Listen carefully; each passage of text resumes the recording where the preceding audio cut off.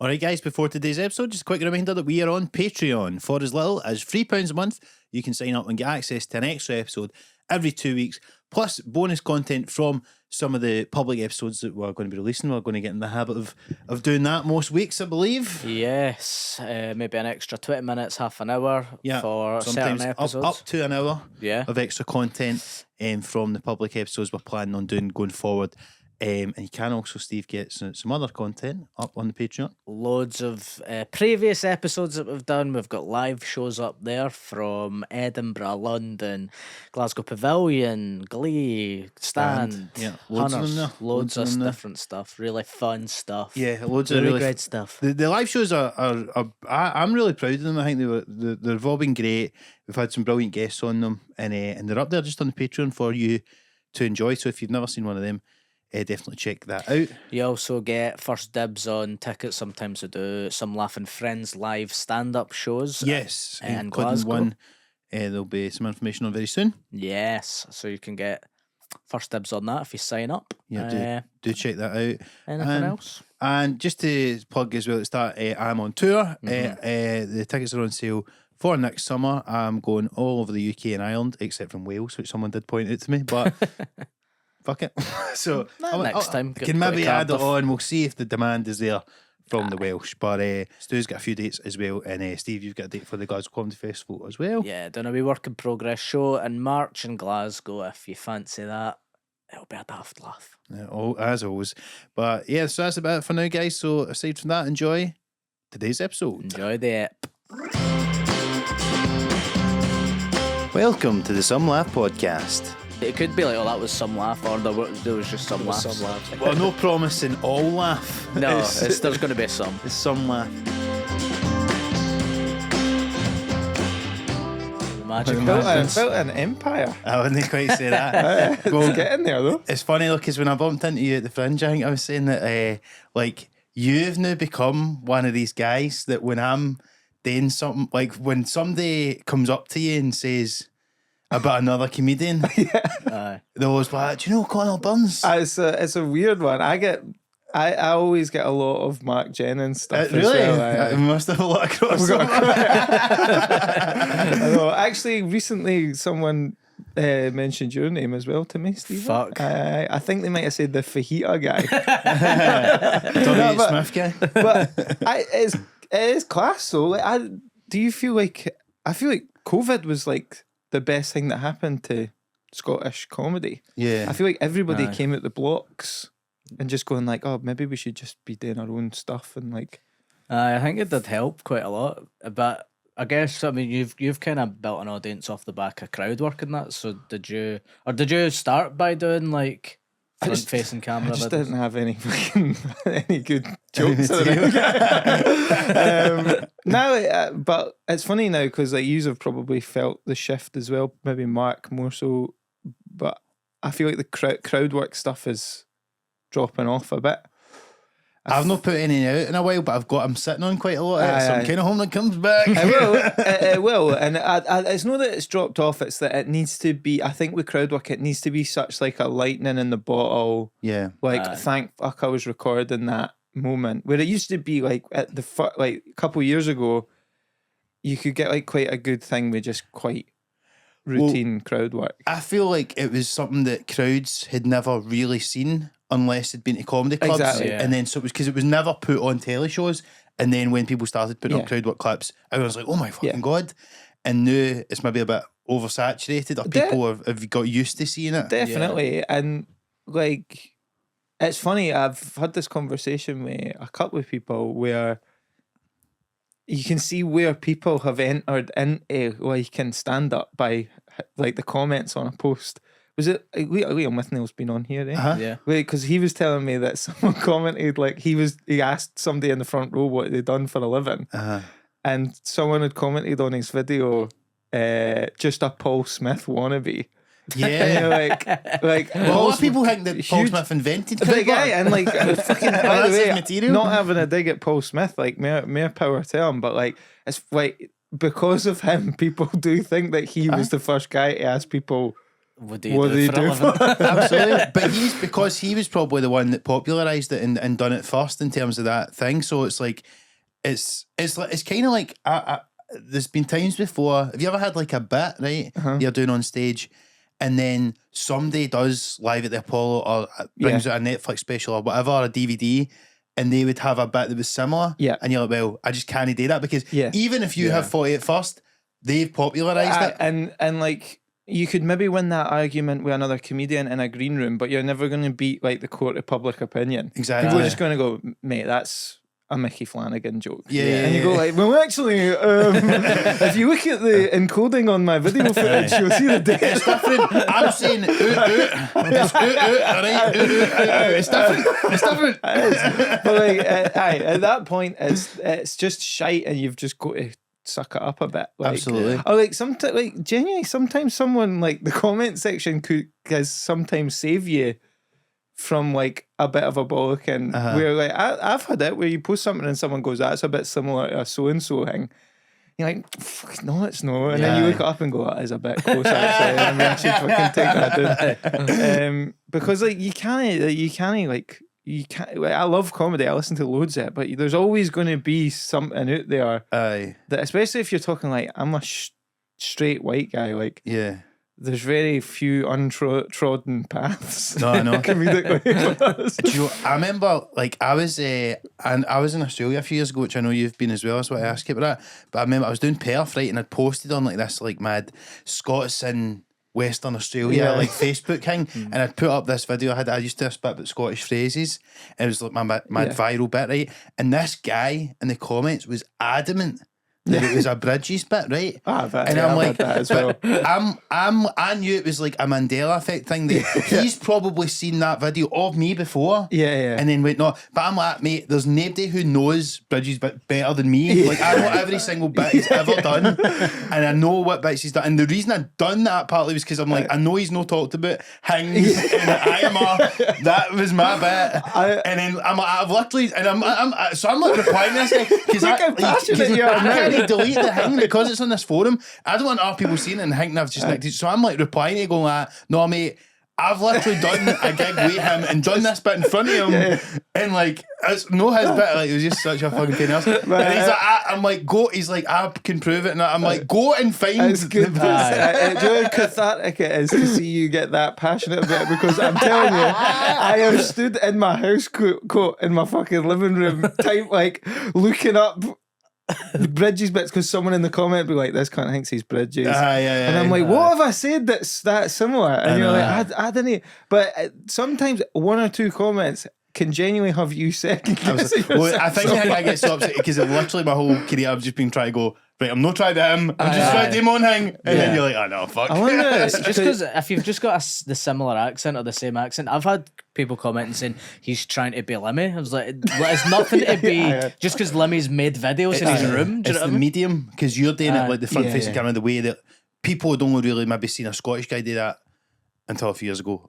That was Lemmy, and it's the same way Bridges was like one of like 3 stand-ups they could name. I wonder if like Bridges maybe like landed at a perfect time because he was too far away from Connolly, or even Frankie. But I'm sure maybe. he probably still got people going like, I think he did. I can sort of Billy Connolly. But well, let's see if he's got the longevity. Let's see if the longevity. Scottish people are so fucking hard to please. Like you go back like this guy's like a new generation. He has not once said he wants to be Billy Connolly. No. He's doing it differently. Let's see.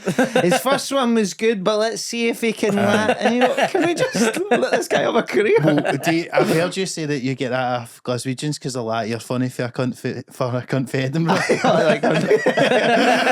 There's people didn't understand that like people like London comedians and that always like Glasgow's it's really tough like got as a Londoner. I'm like try coming to fucking Edinburgh. as a guy from Edinburgh, I know. It's I do feel like a sense of like I need to try and be funny for the East Coast. Really? Like, there is good Edinburgh comedians, but you do outnumber us.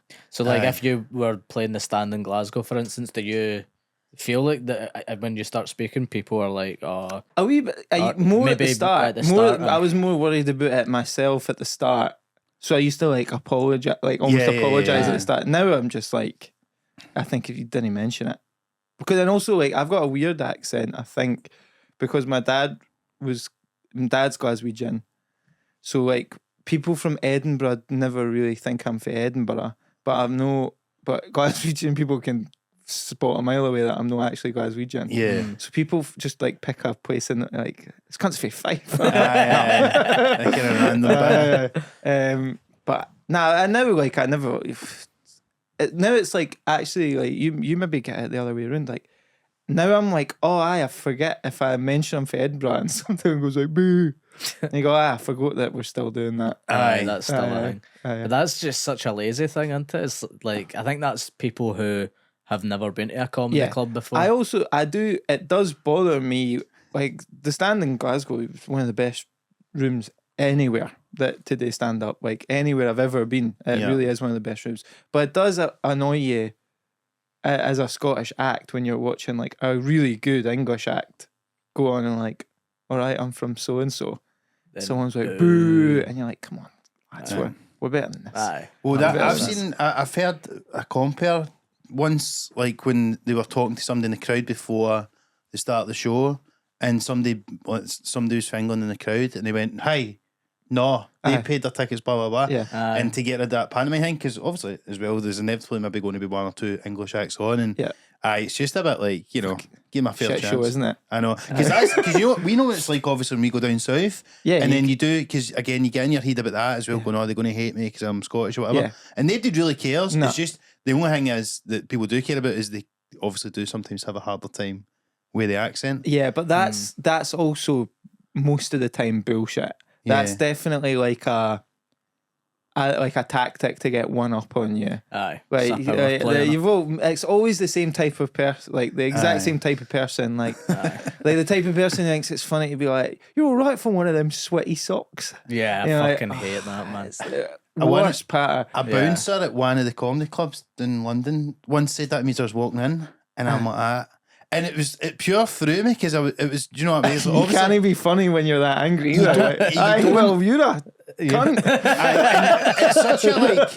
Also, he's the bouncer who probably batter fuck But it's such a kind of alien because you're not really used to hearing it, like in Scotland, because it's such shite patter. And pure old fashioned, I think as well. Like you're just a bit like, what the fuck? That's some retro shit. Yeah. No, you're all right, mate. No. I was actually in the army with a couple of jocks. Shut the fuck up. That is the worst. But that's it. And but the thing, see, you go back to the thing about crowd work, because I was just saying to Steve, like, because I was thinking about this, obviously with Trump getting elected again, right?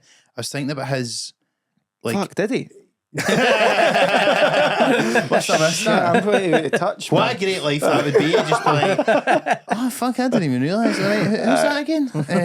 But know how? So his speeches, right? He has material. Like he's got the stuff on the teleprompter, and all the stuff that's went viral over the years is just because he always goes off script. Yeah, but that's effectively like his crowd work. Totally, and Trump like, is a crowd work comedian. He's kind of the way. He maybe is the first one. He's the first one to start putting out crowd work clips. People commenting on him like, "You're stealing this for Paul Smith." I'd love to see Trump come out tomorrow and just go, "Hey mate." But it is like, and like people get it mixed up. I think like I don't think Donald Trump should be president. No. I'm in no way supportive of Trump, but like which is contrary to what a lot of people believe about you, Connor. I think we maybe I think we would probably agree on some stuff. No, like I don't. It's fucking mental that he's in a position of power. It's mental. But if you say that, people are like, just immediately start. The argument is like, you must be gay. Well, no, I'm not. Like that's, have you said like any like right wing thing? If people's like, if a man says like endorses Kamala or that, the first thing that they'll go to is like, well, that's a question. You're not you're not a real man, or you're this or you're that. It's interesting that this time it seems to have, he's almost become sort of accepted by the, well, I suppose what they call the manosphere, the podcast bros in America and all that, and it became more like, for him to be kind of cool, whereas the first time he ran it was like everybody's just like, what the fuck that's is what going on? baffles me about like the kind of far right masculinity like pipeline is like most of the guys, the big players in that world are like so unmanly. Yeah.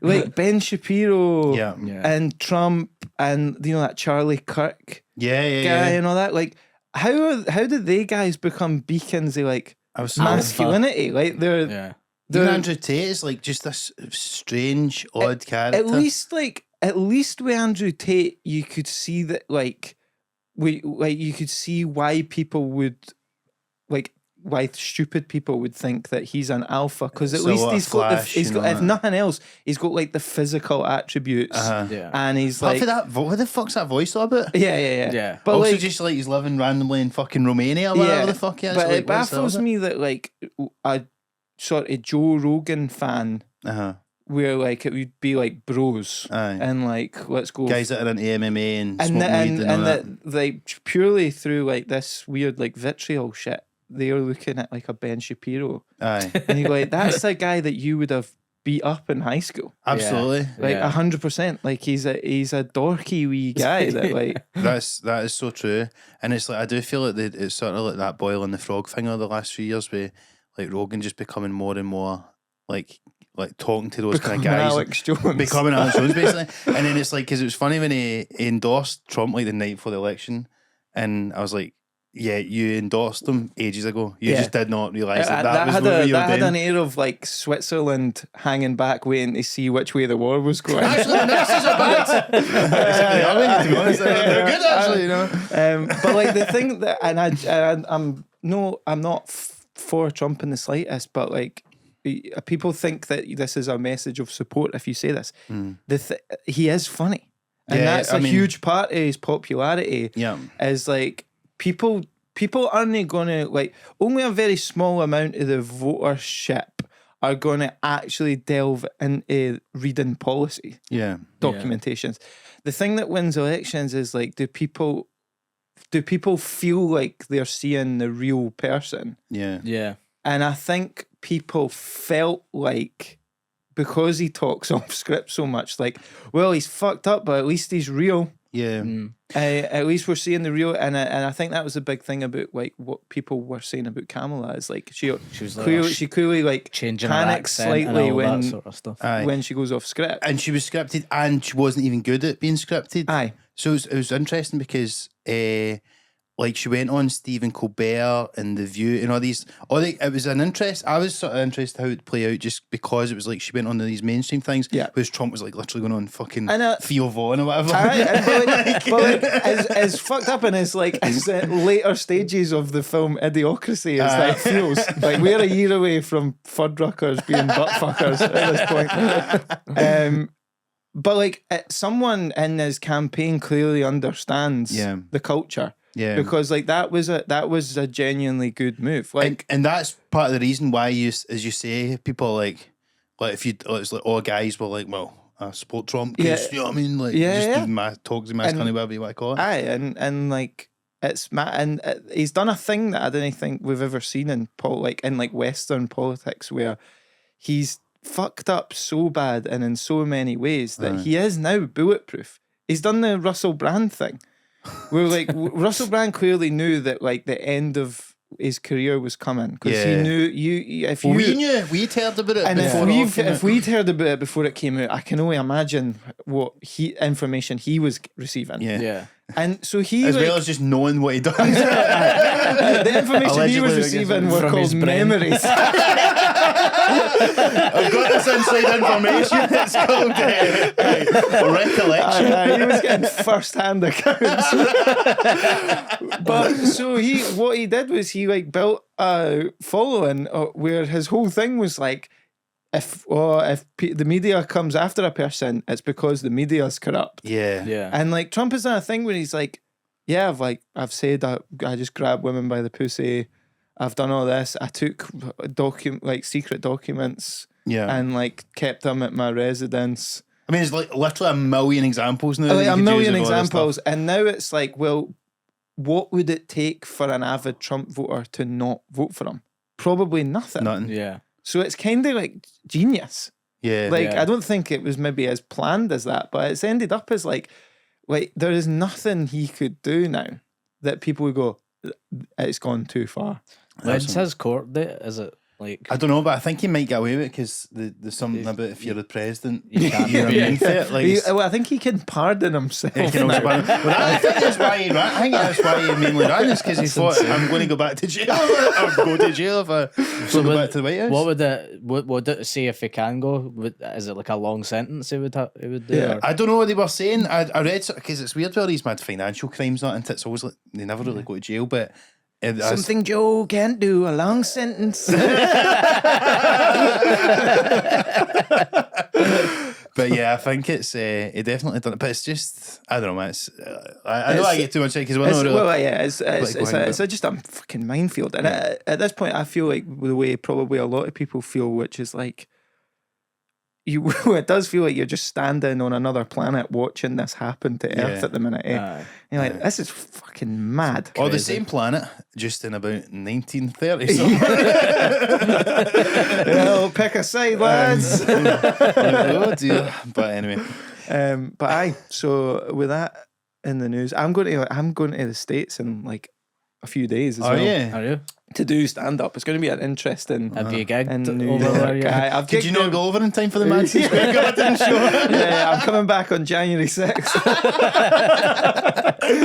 That's another thing as well, is like being a comedian, and like I hate saying this because but like I guess some of my stuff is sometimes a wee bit like close to the bone and edgy, and that I think people think that my opinion is like, it's just comedy, bro. Like, no, I don't think Tony Hinchcliffe should be doing like No. a Trump rally. No. Yeah. I that's one more thing I'll say about like the election is I feel like we're seeing the last nail in the coffin of celebrity. Like celebrity, the stock of celebrity I think is at an all-time low. Like with the Epstein stuff, now all the Diddy stuff that's happening. Anytime a celebrity came into the election, I think the world just was like a big collective eye roll.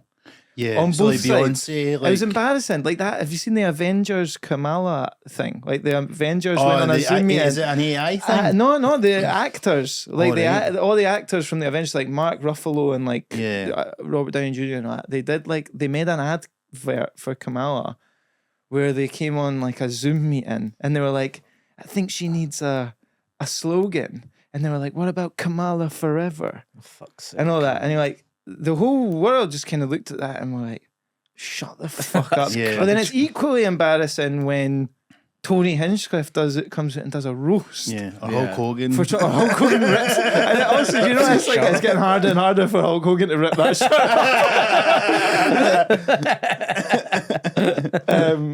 Aye, and it's just like, why are we? I saw a thing recently where a reporter was speaking to Robbie Williams Aye. at the premiere of his new fucking monkey film. The monkey film. And you're like, this is where we are as a society. The guy put the mic in front of Robbie Williams, went, Robbie, which presidential candidate do you think has the most riz? Fucking hell, man. I'm like, no one gives a fuck anymore. no, like, that's- That's crazy. this is how we got in this mess. Like, Yeah, with that, and I just feel like the thing is, like, having watched it, like, there's just no one has learned any lessons. Nah. That's literally already happened. It happened in 2016. They literally have done the exact same thing again. Oh my god, we can't believe that we ran this shit candidate and fucking no one voted for them because we wanted the fucking the funny apprentice fucking host back. Yeah. You're like- It's batshit crazy. Do you think anyone in Britain could get to like where Trump has been, who has been on like a reality show or You like, know, Boris is probably the closest, or Farage or something. but I they've don't know. always do you know who I been saw in who's politics. doing a tour? It came up like the Glee reposted that they're doing all the glees. Count Binface. Is Count that right? Binface is on tour. Doing a set. That's the pure shite, like middle class liberal humour that you can yeah. say. Oh, Count Binface. Oh, he's standing next to Boris Johnson. You're like, fucking shut up. Who's this fucking dweeb, man? It's got an air of like private school. Aye. Like Yeah. what a lark. I do sometimes think about that, like what celebrity, like I like fucking. Would it be like But- Lord Sugar or something, essentially? Alan Sugar probably not, but I like to think Judge Rinder. At one point, Judge Rinder would be It's a a good good one. shout. Judge Rinder and Martin Lewis doing PMQs against each other. Because that's like thick folk would be like, he was a judge. Like Aye. that's a smart, well-informed guy. I tell you what, he can dance as well. Like. That's Or do you know who keeps popping up for on mine as well? Because he's always on fucking like GB News and all that. Have you seen that guy that runs? Showing off your algorithm. Yeah, man, my algorithm's disgusting. If we do that thing, like my fiance and I'll be in bed at night, and she'll be like, we'll do like a wee bit of phone time before we fall asleep or whatever, and then she'll like go like, just go on yours, like we'll go on your TikTok. I'm like, nah. and it's not like I'd there's rather no, just show you my porn history. it's not even that. There's no like women shit. It's just like cartel beheading videos. Aye. And like I'm like, let's just keep that. Speaks a lot more about me than anything else would into it. I wish it was just women shaking. I eat Roland in the Cowgate. Oh fuck. That was harsh, but I don't want to. But that was like that. That's just a horrific example of like The stuff you watch. it's not okay. I hate this like laddish culture thing. People sent me that video as if like, you want to see that? Yeah. I'm like, no, I didn't. Nah. Nah, I can't watch stuff like that, man. Nah. I'm squeamish. Roscoe was saying, "Oh, do you want me to send you it?" I was like, "No, I don't." At least they gave us. I was going to appreciate being named. I don't think I think he'll only be upset that we've said that he asked us first. At least it I was don't want nice. people to think I'm a pussy. Yeah, that was crazy though, man. Fucking But hell. aye, man. Did you watch it, Jennings? I seen it. It came up on my Twitter, and it was it's because it was obviously that weekend of Halloween, and the guy picked it up thinking it was like a joke, and then you just see him like that, and then another guy goes up and like Teabags him. sort of teabags him. Aye. Nobody's My- paused it though. No, did it? no, just like My, you just kind of jump on it. But it's a fucked up situation. I don't want to make fun of it because I live in Edinburgh, and there's a small chance I might know. The guy, someone- I know, but that's aye. it's a family stuff. But I man. think like, but the one thing that was funny about it was like before the police issued a statement of what actually happened. It was just a really bad road traffic accident. Aye. But like Scottish Twitter went mental for a couple of hours where someone was like, I was there, a van pulled up and the back doors opened and they rolled the guy's body out, and then like 100 yards up the road they kicked his head out the van. It was a gang making that up they were stuff. sending a message, and then they're Aye. like, nah, the guy like fell in front of a bus. Yeah, because Yeah, somebody it's saying just that I was a samurai sword and all this stuff. Oh, and you're like, I can see People him were like, aye, being it was like, aye, like, we thought it was just a Kill Bill costume. It was actually her. Try thing as well, right? Like, see all the swords, it's always a samurai sword that said. I know. Is there no any other type of I swords? couldn't name you many sorts. To be fair, man, there's so many samurais cutting about with Broadsword. Do you know what I only maybe. realised Claymore. recently? Do you know what I only realised? You know those Stanley cups that are popular now? Aye. I didn't realise They're the Stanley the Stanley guys. blades. Aye, aye, I aye. didn't realise the same company. I know. I just thought it was like a different. I was fucking. Folk in Glasgow have been carrying a Stanley on them way before it was cool. Never leave the house without my Stanley, man. You know, this cup keeps my knife really cold.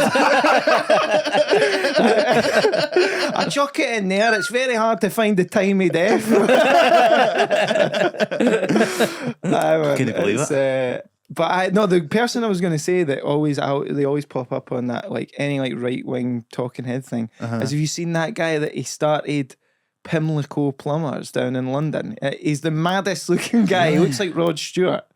But he's like, they always bring him in because he's like, Cockney guy, self-made millionaire, like started this company with nothing, and now he's he kind of like that Bosch guy? He's going, but he's going like the same way as like the Weatherspoons guy, where he's like now like he was like he's just like he's just like Weatherspoons guy. No, is that the Greg's guy? That's a great thing to start with. You started from some laugh. He was a big Brexit guy, the Weatherspoons guy. Aye, and now like this guy, I forget his name, but he's this mad looking guy, and he's had like he's got Rod Stewart's haircut, and he's had like loads of plastic surgery. Right.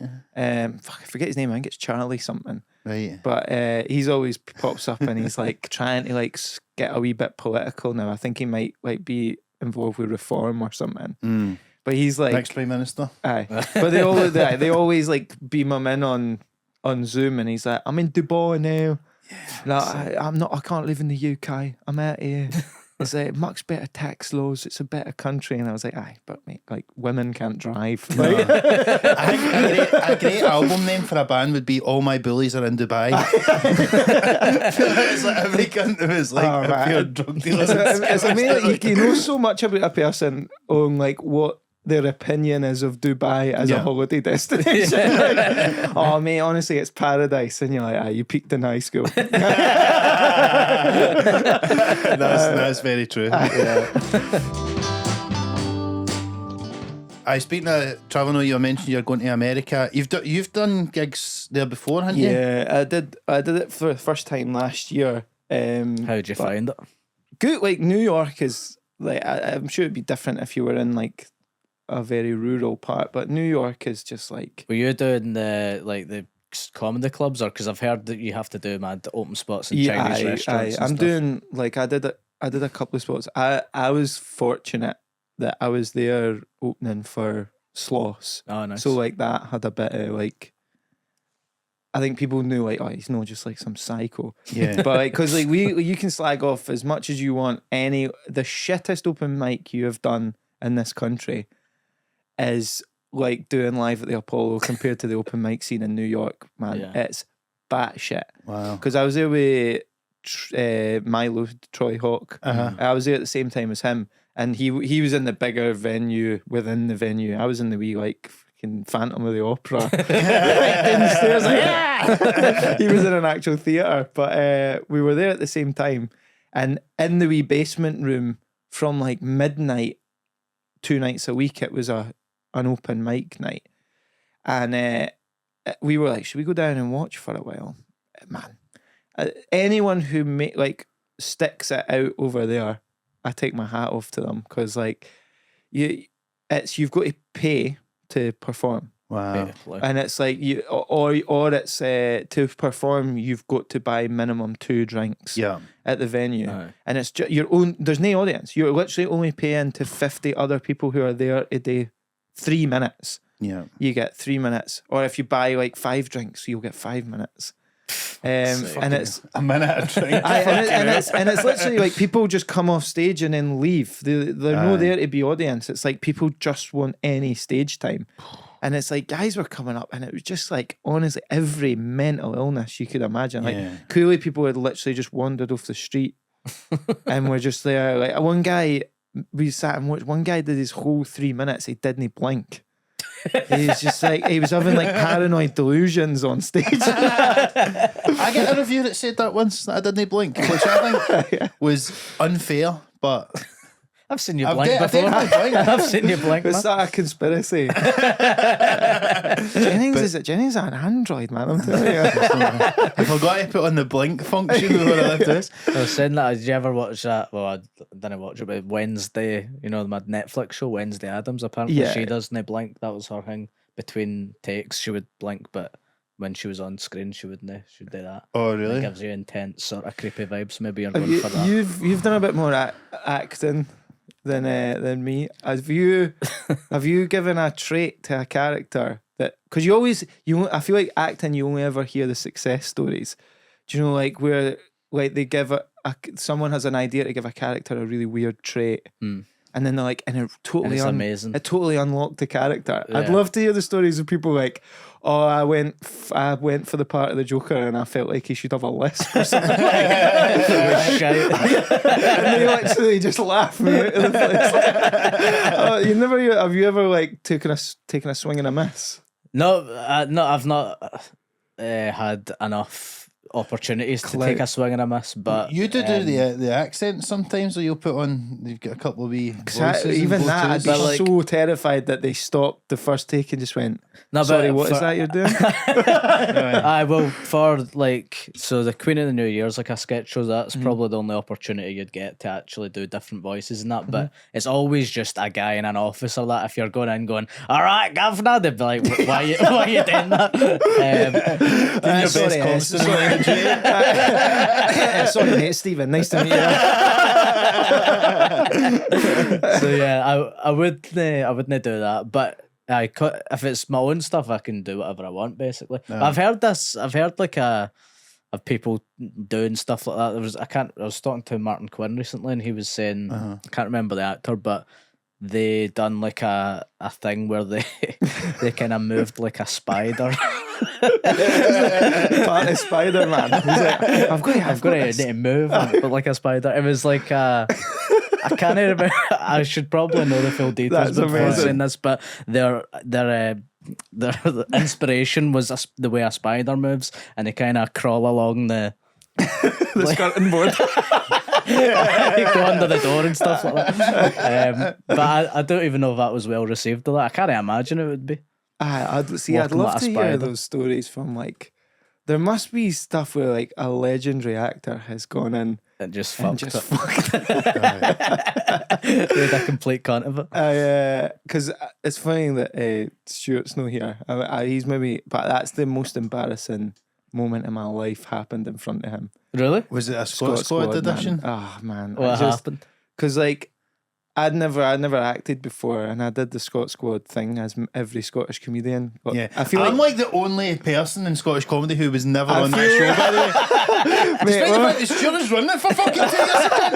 it makes you feel better. I'd rather have not been on it than been cut out. See, when I went for my audition, it was before Stuart was doing the auditions. But like from what I remember of doing it, I'm glad I never. Oh man, it was honestly the most excruciating like few hours of my life. What did you do? So 'Cause you filmed needed it? to go and be a character. Because what I done is I used to have this George Bowie Yeah. character basically, and I just went in and done that and just made them a pure wanker. But I was like doing the accent, like this. Yeah. I'm on a 2.5. That's a good character. Nah, they Absolutely didn't used like that. it. Well, I think that it was a wee bit different when I went in because I've heard everyone's stories that I've heard was that it was like a kind of group audition. Yeah, Did you do I like done a that. group thing? We done a group one, Aye. and then we done I done I think a it might single be one. your group story one, and I don't know what to say like. But it's the I funniest think I've fucking told thing. it. You know the story better I than love me. that. I love that about the story jokes. so much. I'd be Oh my god! I don't say the name, but No, I was just doing one-liners Oh and all my that. god! Mate, that's only, I think about that story once a week. I'm not it even was the joking. chip shop or It's the whatever. chip shop, and he's like, someone's been battered in here. Yeah, shut up. What am I meant to do with that? It's Come on, like the mate. guy back It's like, not the let's place." go, baby. You're in. It's not the place. No, but like I just had like a not one-on-one. There was the like a script supervisor and I think a guy who was maybe like the director of that. Yeah, and they were just like, we are two police. We've pulled you over. We don't like to reveal to us what we've pulled you over, and it was just improv, and that went like really well.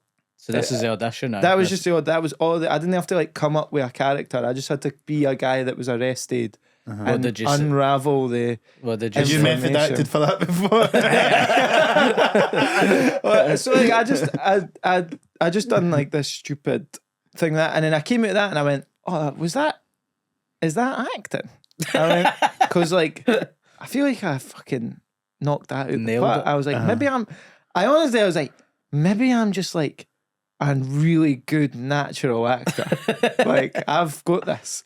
And then I turned up on the day and they'd written like a thing where it was all the Just Stop Oil stuff was in the news. And they wanted me to be like a climate protester. And I was supposed to be presenting a climate award to the chief but then I pulled out a tin of soup and threw soup all over them. Wow. And done like a big speech to camera, like a Just Stop Oil protester. So I was there all day. I arrived at like, well, I was like one of the first people there because they dyed my hair green. They like put me through wardrobe. So I'm like, I can't even make a cunt of this. Like, they spent so much time on this, and they were like, oh, we only have one of the chief's shirts because it's like a proper police one with all the bat. We've only got one of them, so we need to do this last. Right. Because like you're gonna throw soup at them. So Don't I had make to, a cunt of it. aye, and I like aye. So and then they put sheets down over the floor because they've rented. I mean, you've been there. They've rented it like it's like a hotel where they film all the scenes for inside of the thing. So it's only me and Jack Docherty in the scene. That's it. It's only me. And then there's supposed to be people filming it, like not the actual film crew. There's people in the scene who are filming it because it's like a publicity thing. Yeah. And Jack, the problem is like being in a scene, and the reason I bring it up is Stuart was there as script supervisor, and like I could tell he wanted to laugh, but like he was being nice to me, which made it even more excruciating because I was like, oh man, he's going to tell people that this happened. And the problem is like with being in a scene with Jack Docherty, who plays the chief, is he is so fucking good at it. He's like a legit actor, first and foremost, and he's so good at improv because at that point he'd done it for like 7 seasons, and he's in almost every scene, like, or every episode, definitely. Yeah. So like I just got caught up like watching him be good at improv. Like the first like take, I was like standing there, I was like, fuck man, that's really funny. Like, and then they're like, Connor. And then the second take, I was like, right, like I know what's coming now, so I've prepared for it. And then the second take, he went, so what's your name? And I didn't have a name in the script, so I just went, oh, Connor. And they were like, no. Use a different name. Come up with a name. And I was like, that's really hard to come up with if you like. It's like I feel that's on them. It's like when people ask you what's your favourite song and you immediately can't think of any music. Aye. So like I was like, all right, now I'm ready. I've got a funny fake like climate protester name thought up and that. And then because it's improv, he'd done it completely different the next time. Like it was like, so I'm here, and I was like, oh fuck. So and like I could tell it was the end of the day. They were packing up all the lights and all that, like in between the takes. And I was like, this is not even slightly making it. And the sheet that they put down to cover the floor was sticky. So it was originally supposed to be I threw soup at him and then he chased me around his office. But then like this sheet's sticky, so just throw it and stand still. Right. And then like shout stuff at the camera. So then like the whole thing was awful.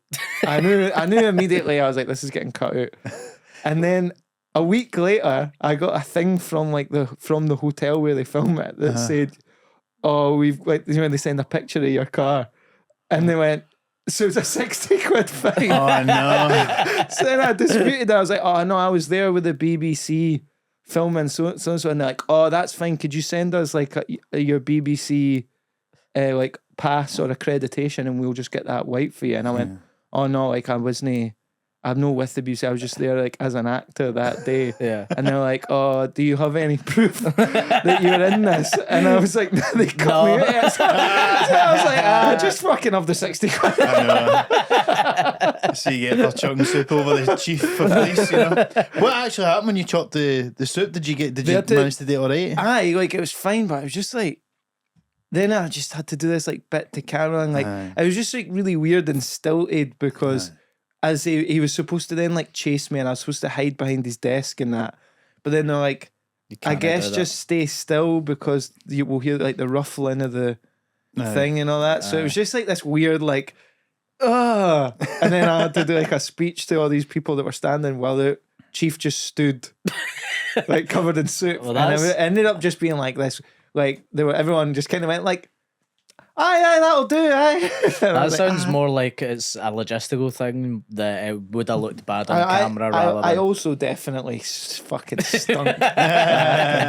And there's nothing sadder than driving home after like feeling like you've embarrassed yourself in front of another comic, but like all the people there, and then also having green hair. It's just like a scene for the Joker. Yeah, you know what you get when you throw soup at the chief of police? You get what you fucking deserve.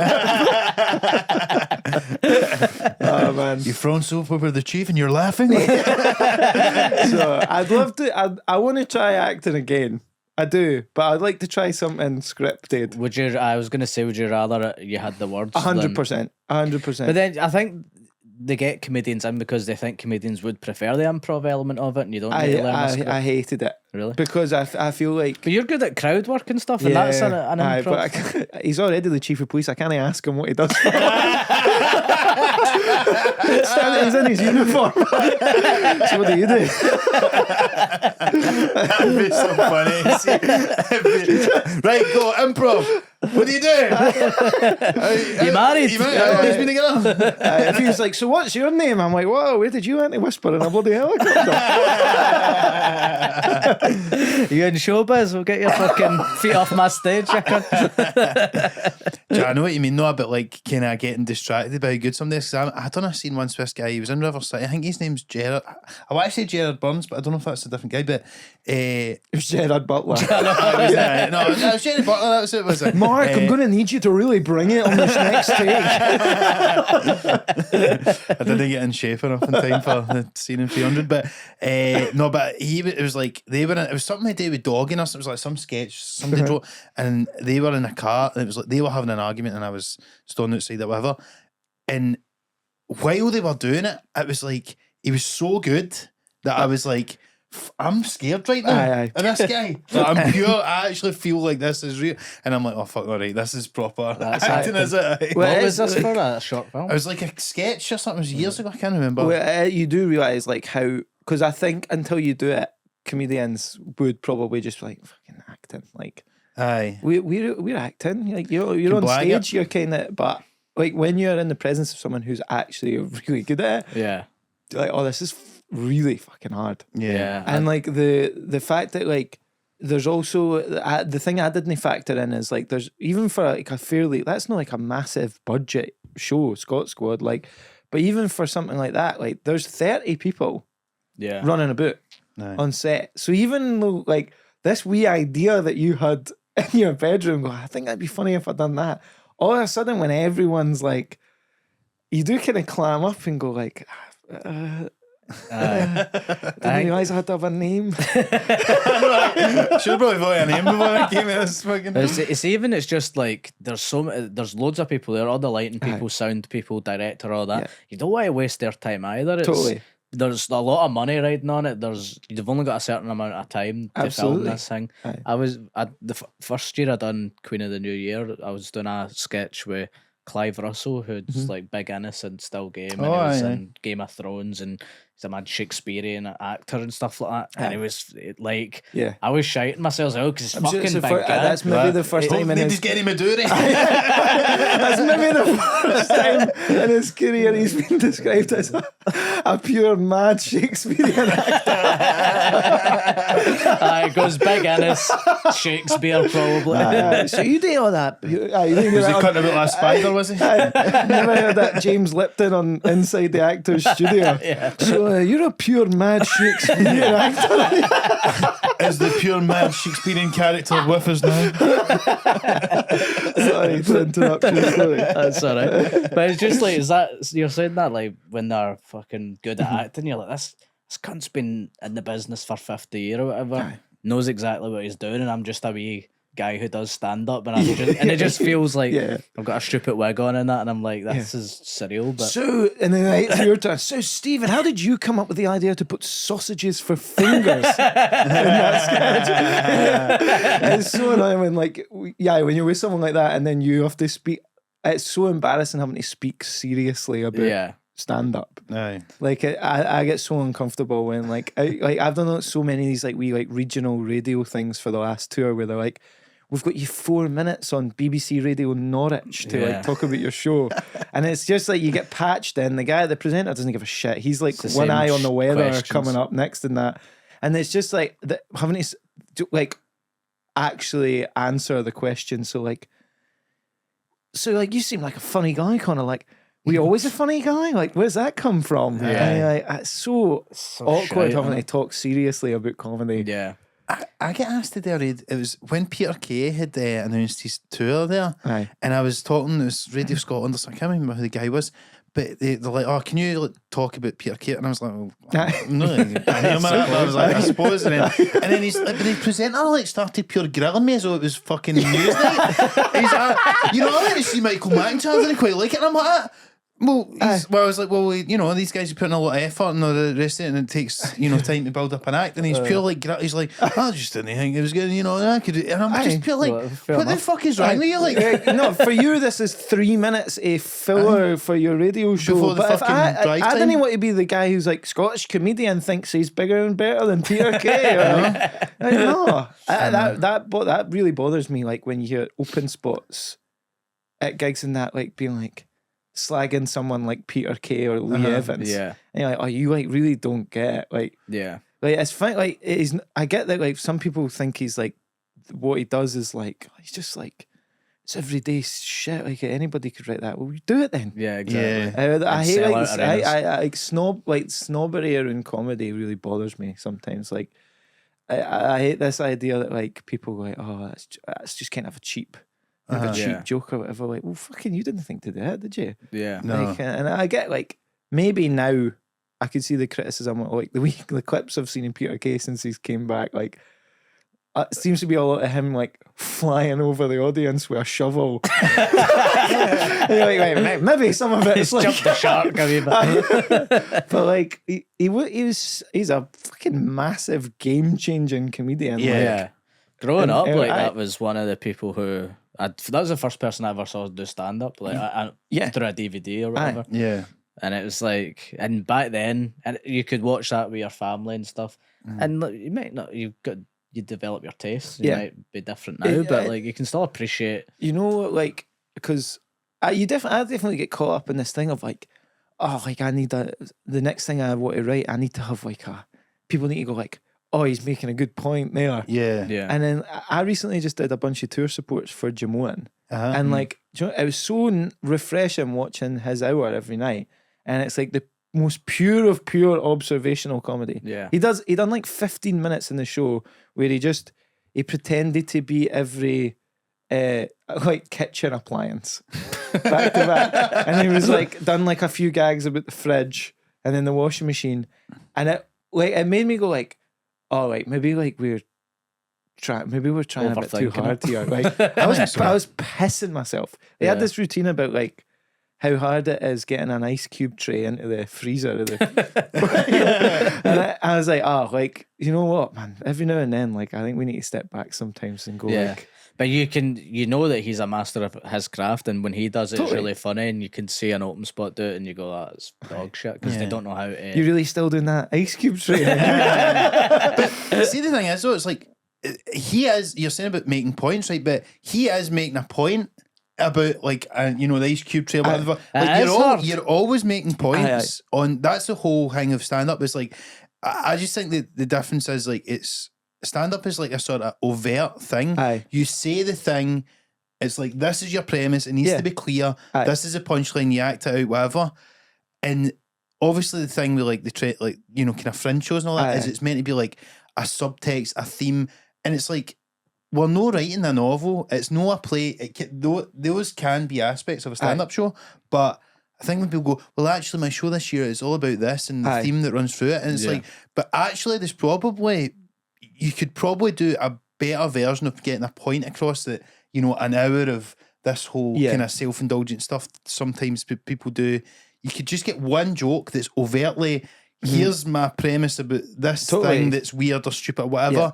Here's the thing. And then it's like one joke sums it up better Absolutely. than a whole hour of fucking self-indulgent And like stuff. also like sometimes when you watch like a Jamoan, like the point at the end of the show, the point is that it was pointless. Like sometimes that is the point. Like where you go like, oh, it's really nice to just sit in a theatre, have a and laugh for an like hour. literally piss myself laughing at the stupidest stuff for an hour, and then not have him like go, well, like, thank you for enjoying that hour of stand-up comedy, but the reason we're really here Yeah. is, we've got this big election coming up. You know. And it's just like, it's nice to just walk out and Paddy like, McGuinness. We thing. always say there's a Paddy McGuinness DVD, and at the end of it, he just goes, he makes some weird point about knife crime or something. He's like, anyway, knife crime. no lucky, no knifey.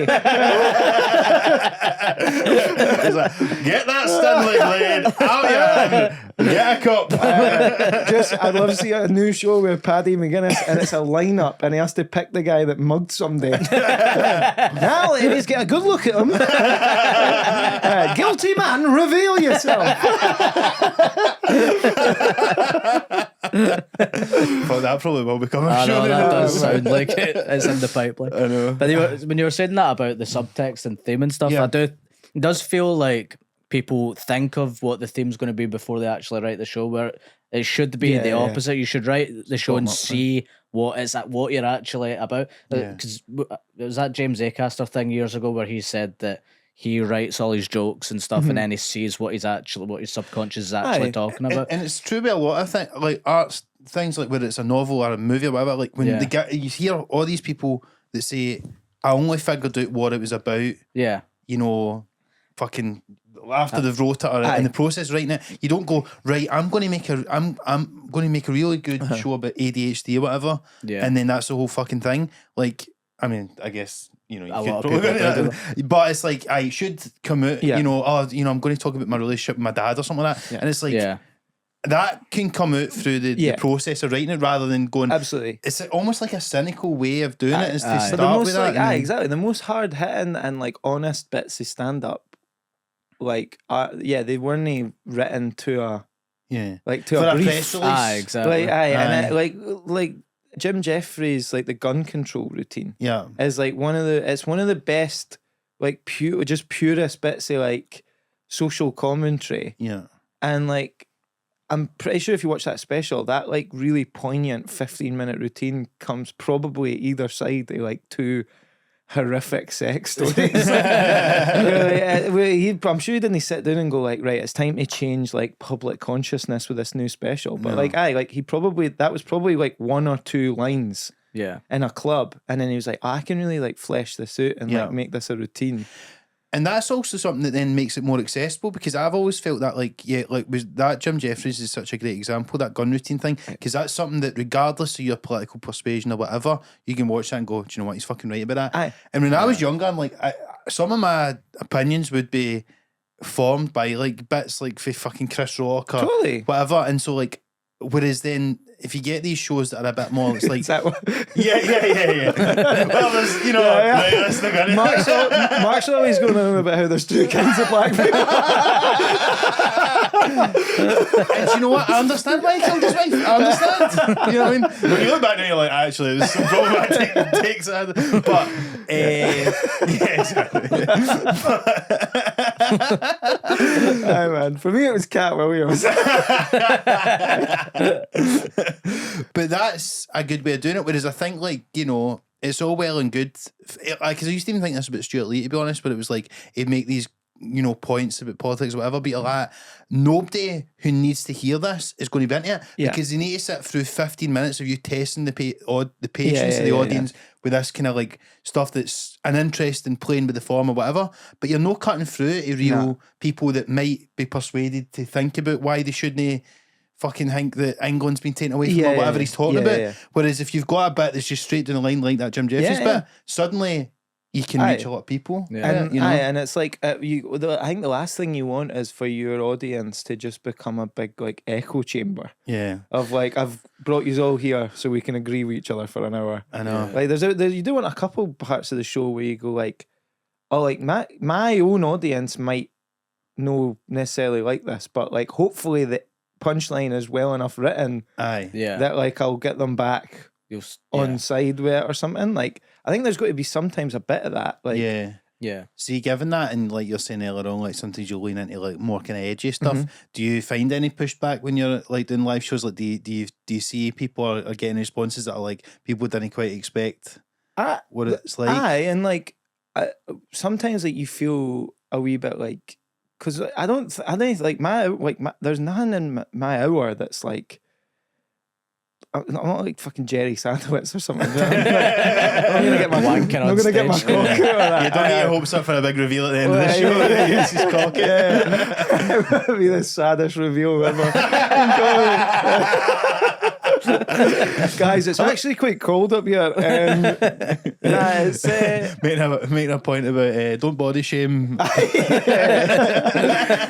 got a couple bits where like you definitely. I want them to go like one or two times in the show. I want them to go, but like they should still laugh. Yeah, I think you've done it. I think anybody that does stand up's probably had it a couple times where even if you feel like, oh, that's cool to like push the boundaries a wee bit, it's still shite if everyone in the audience goes like, nah, You missed the mark. like that's there. a horrible feeling. Like I genuinely wouldn't want any person to leave a gig being like, oh, he was like, that was mean. Yeah. Like I don't like he's I don't know. And anytime you see comedians who are like that, like I didn't go like, oh fuck man, they're really pushing it here. Yeah. Like you do like if the tone shifts to actually mean, even as a stand up, you do watch it and go like, oh, you've missed the mark there. Like that's no. absolutely. So would That's that no- be from like a punching down point of view, or is that I think like sometimes like your heart's in the right place, but you've communicated it wrong. wrong? Aye. Yeah, and like, or like you need to do that thing where you go, oh, like this would be funny for someone maybe from a certain community to say it, but me comment on it as a white guy or something, it comes with like bitter. Yeah. And you're Yeah. like, even though like what I'm saying is like valid and it's a When you try to do Chris Rock. yeah. What? He done it. I can imagine the TikTok comments after that. That was Chris Rock's bit, and also you cannot do this. Alright guys, Mark here, just to remind you that tickets are on sale now for my first ever stand-up tour of the UK and Ireland.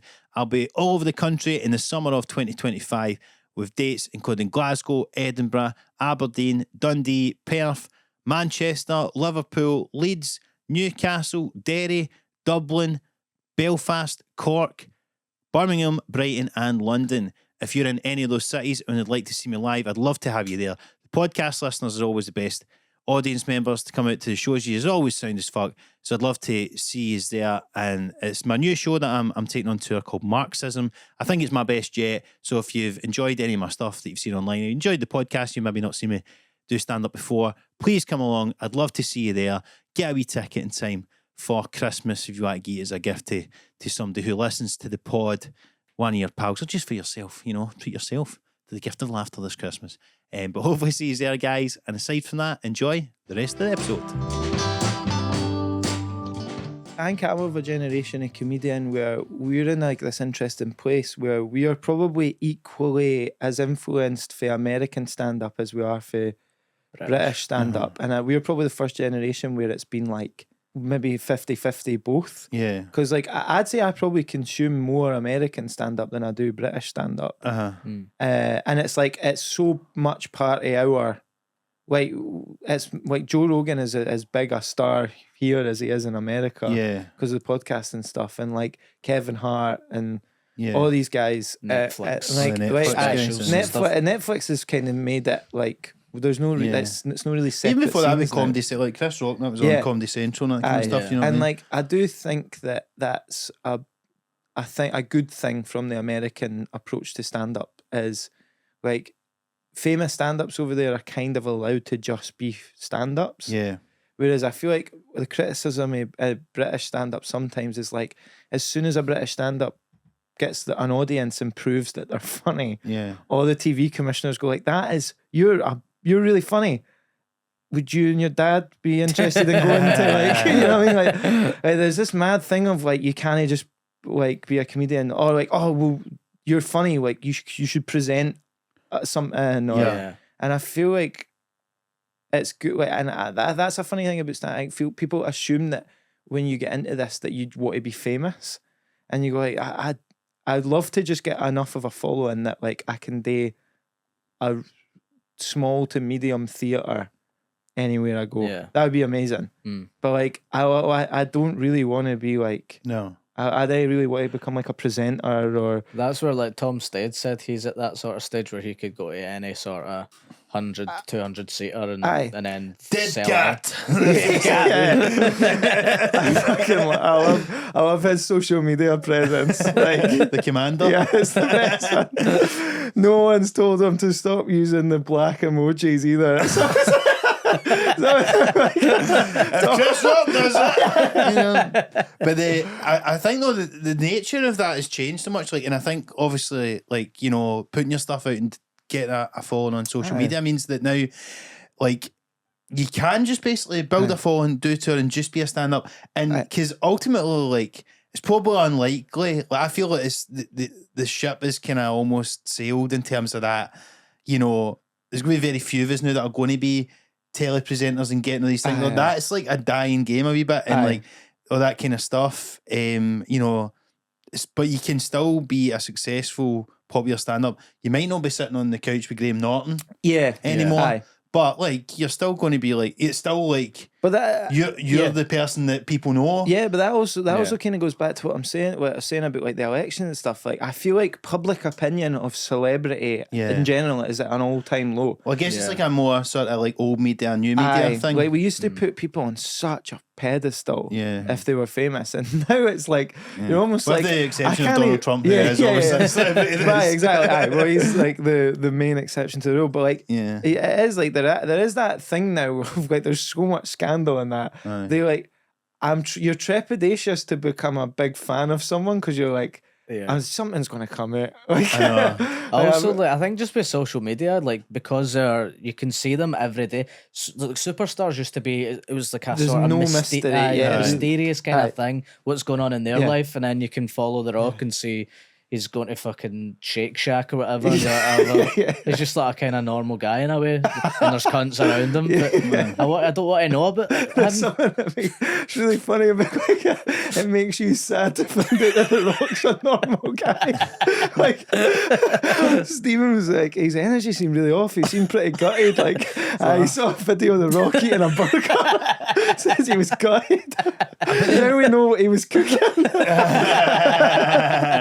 Well, he was the cooking. But then The Rock is such an example for me of like somebody who isn't a normal guy, because like he's like, oh, you fucking, it's 5 a.m. I'm at the gym, but you're like, right, first of all, you're not in the fucking pure gym where you can't get on a machine and all that. You're in your own gym that has been put in a truck and taken where the fuck you're going. Some classic Jennings stuff. I know, but I'm like, I fucking getting angry. I fucking hate The Rock. I didn't like him either. I was always a Stone Cold guy. Fuck him. I can't like I cannot like I didn't like I completely forgot the word there.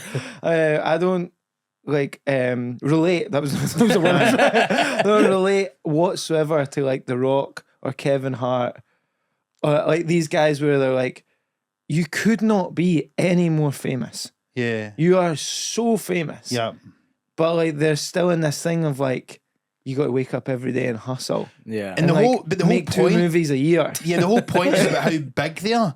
But like, their movies are all shite. It's not good, and like I don't know, anyone's just going to be like, this is pure jealousy. But like, also I think like at the start of his career, I think Kevin Hart was like a really funny stand-up, and he had like different stuff to say. But like, I chuck on like I go like, I'd just be interested to see like what someone with that little of real world problems has got to say for an hour now.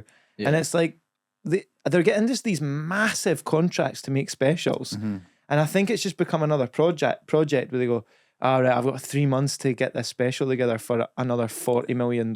Yeah, I need to just chuck an hour to stand up together. And like it devalues the art form, like it does. Like I don't care what you think of him as a political figure or an interviewer. You cannot tell me that like Joe Rogan's new Netflix special is great stand up. No. Like it's shite. Like Also like the people like Kevin Hart when they were first starting have went. Well, I was going to say that if you really want to do good, you need to be fucking flying over the audience.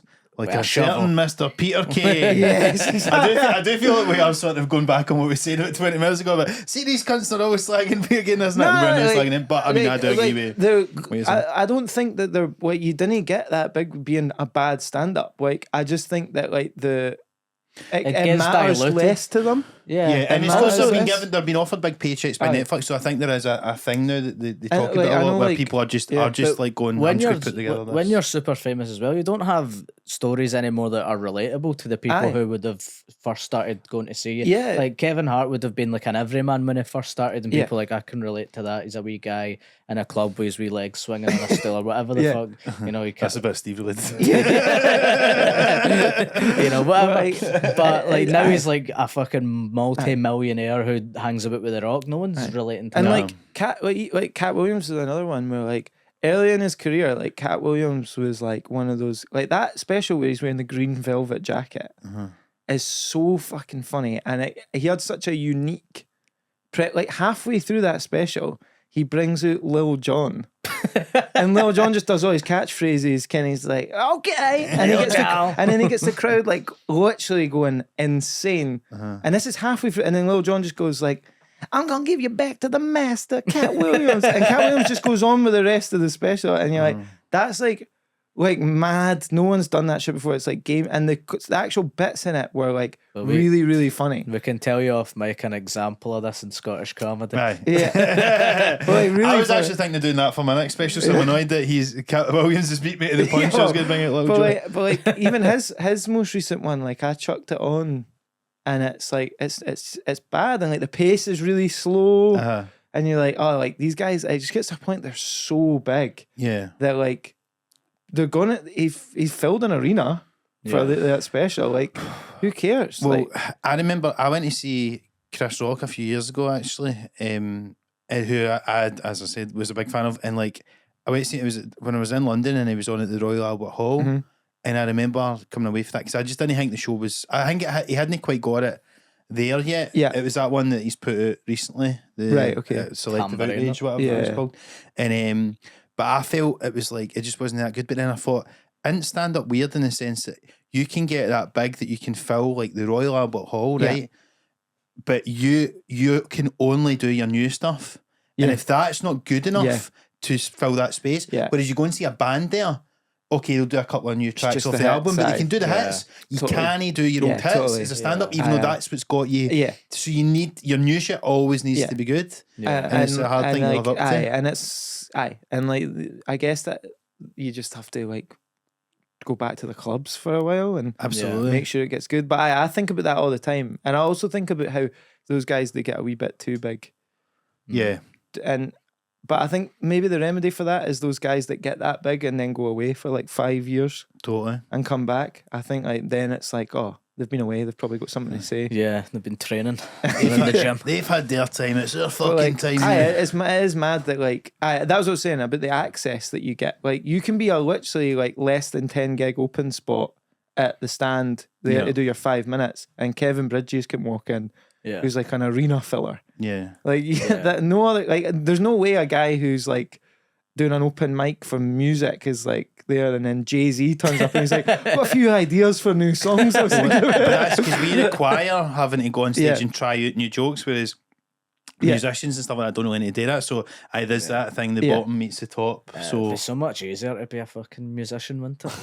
Oh, But man. you're actually a good musician. No, not really. I might got that thing where I can trick people. But am I making this up? Were you like teaching people during the pandemic over Zoom guitar? Yeah. That was one of my money making. You were tricking people. schemes. Yeah. I was just helping like high school folk get through their exams. But it gave me a newfound respect for music teachers and teachers in general, because like It's hard. I had a bunch of different people, but one guy that I had for quite a while was like a 16-year-old laddie who just needed to get through his high school exam. So I was just trying to get him to learn like the 2 pieces of music that he needed to play in his practical exam. And I'd have him every week the same time. It was so obviously I hadn't even looked at the guitar from the week before. And I'd just be going over the same stuff, and I'd be like, oh man, people turn up and do this every day. Yeah. Like just like disengaged. Every time they turn their back to write something on a smartboard, someone's calling them a wanker. And you're like, oh man, anyone who can do that full time for a living, like fair fucks, because like it's getting harder as well, because teenagers have no fear. aye. Feel like I was a shite bag in high school. Like if I felt like there was actual real world trouble coming my way, I immediately stopped like acting like a fanny and Yeah. What was your school like? Was it rough or?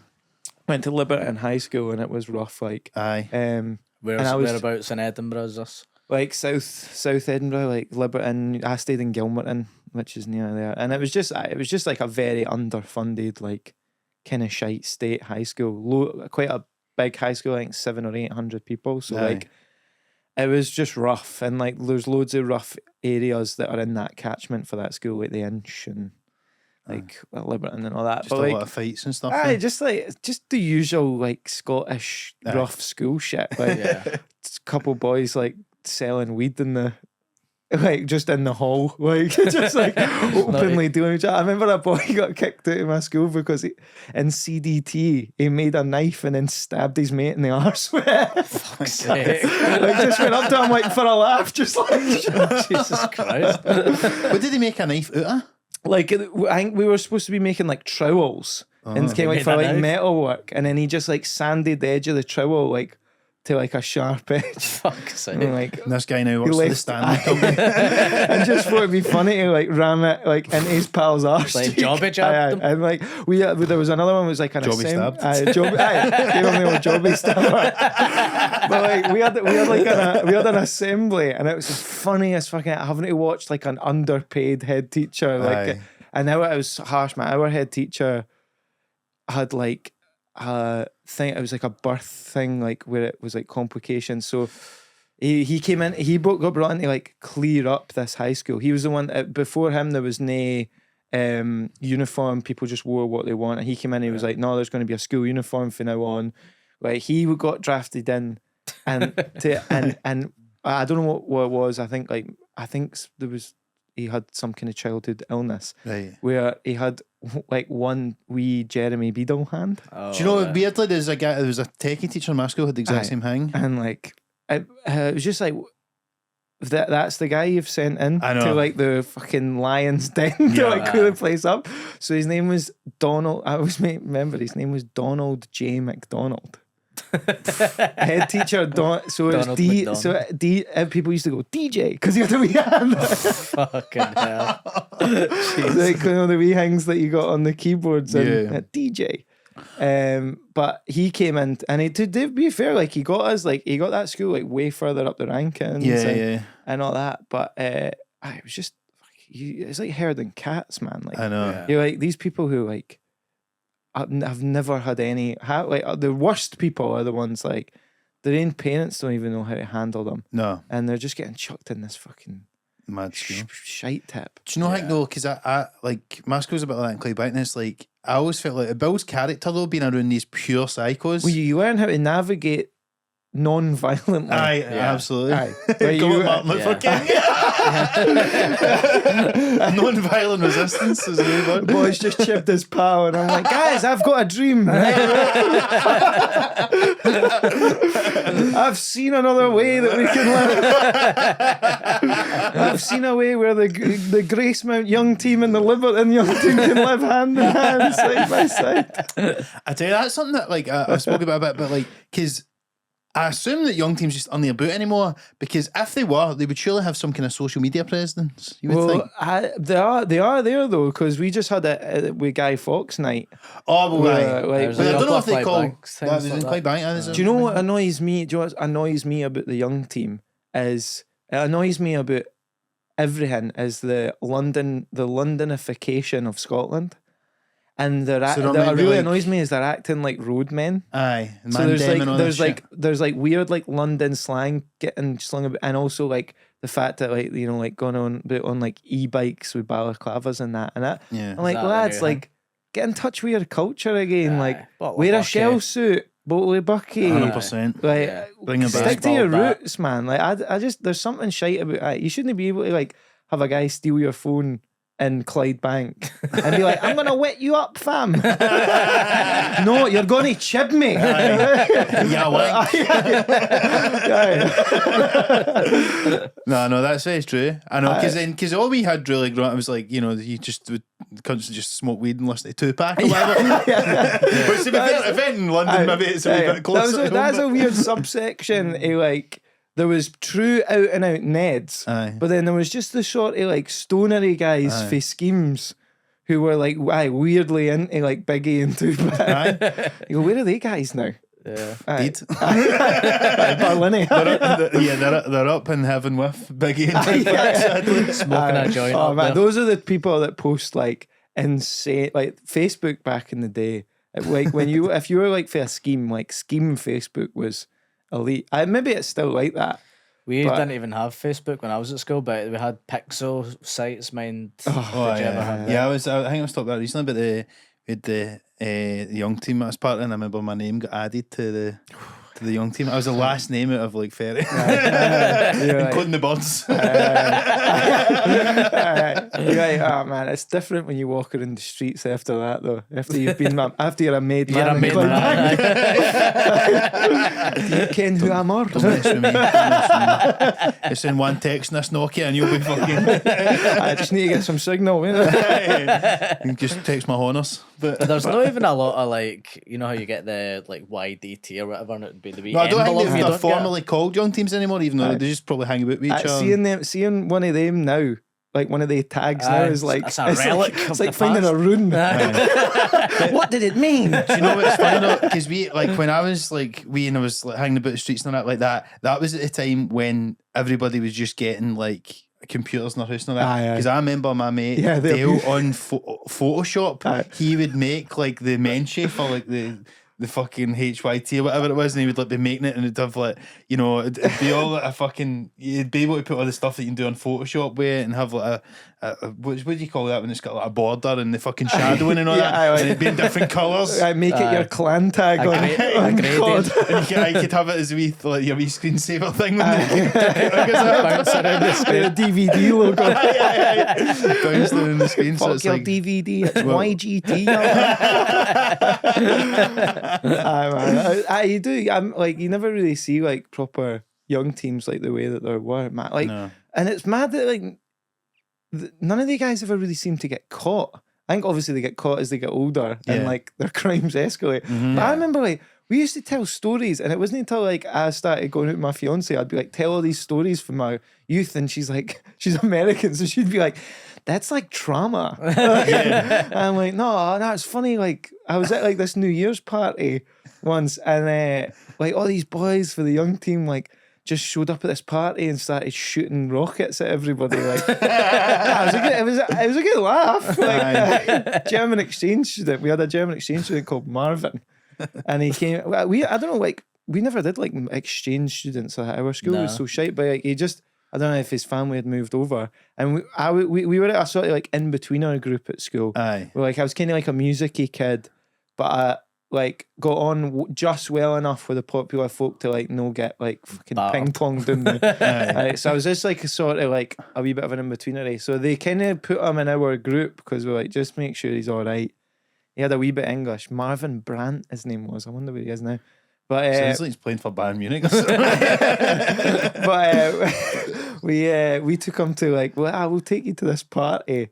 Poor bastard, man. Like, so we like, the young team came in, started like they were standing in the boys' garden with the front door open, and like one of them was grabbing like wee weak guys for the party and like huddling them in the hallway while the guy in the fuck's garden sake. was like firing a rocket at, Like a so, firework thing? Fireworks. but we're all like Oh, like no. laughing, and we just hear like we're on the kitchen shouting ourselves, and you just hear Fucking hell, man. so it was like mad. Was and, there any damage done? Or and was then that like, but so then people, it got a bit, it took like a turn. Like I remember like one of the guys came in and like started like holding a knife up to folk and that. Fuck's So everybody just done a runner for the party, and me and all my pals like we kind of like found each other again the other side of this park, and we're like, fuck, where's Marvin?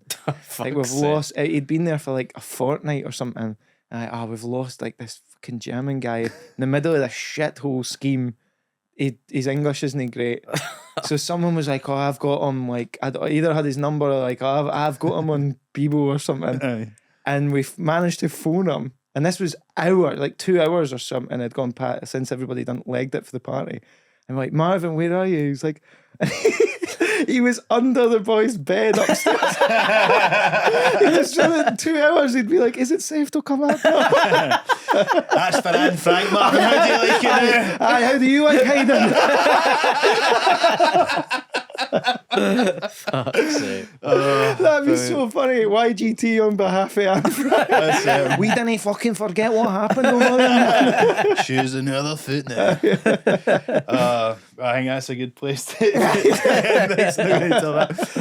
but listen, Connor, thanks so much for joining us. Cheers. So I know you're on your tour at the moment. I know you've got dates. You're doing the Kings in Glasgow. Aye, that's those are the big ones. So I think it's the 13th and 14th, or maybe 14th and 15th of March. Yeah, was it Friday and Saturday? Aye. Put 2 on. See what happens. Well, aye. You're doing well. I don't know. You're selling tickets. It's selling well, and Good. I think probably will. I'd be happy if Saturday sells out and Friday gets kind of close. You'll be fine. But I think we'll be fine. great. But aye, so that. But then I'm on tour January, February, March, and I've got loads of Scottish dates, plus loads of dates down south and all that. Brilliant. I'm trying to think if you happen to have any listeners in.